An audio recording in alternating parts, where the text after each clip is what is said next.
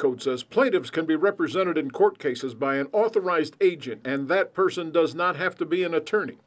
However, the State Bar of Texas and the Unauthorized Practice of Law Committee confirmed for the Troubleshooters that if you are not an attorney licensed to practice law in Texas, you cannot request or receive attorney's fees.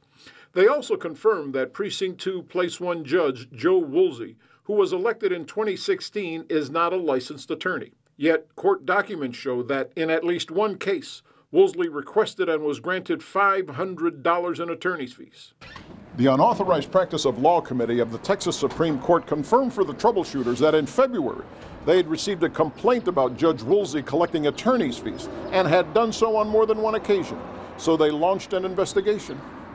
On March 19th, the Troubleshooters sent out open records requests to the justices, asking for, quote, any and all cases heard before your court from January 2017 through February 2018, where Joe Woolsey, acting as a representative for a plaintiff or Woolsey Legal Services, requested and was awarded attorney's fees from court.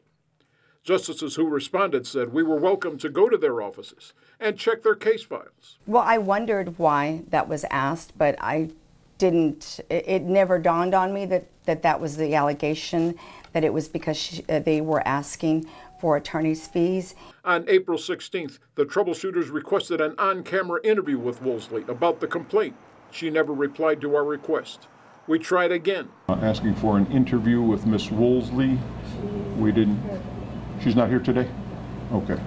Through her attorney, Woolsey responded to the UPLC on April 5th, saying neither she nor her company, Woolsey Legal Services, has done any work in Nueces County since January 1st of 2017, and that when they did appear in justice courts, they did so acting only as authorized agents and in eviction cases only.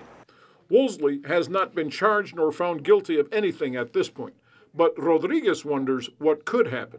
It all depends on the allegations, whether it's going to be considered a crime, whether there will be actual charges now filed on that individual judge based on what the allegations may be, and again also based on what the finding is as to whether they're guilty of that or not.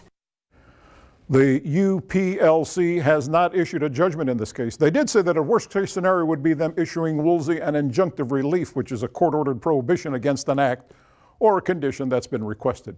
If the injunctive relief isn't followed, then there would be other, more serious consequences. As always, whenever you need help from the Troubleshooters, call us 885-0100. Andy Lascano, Action 10 News.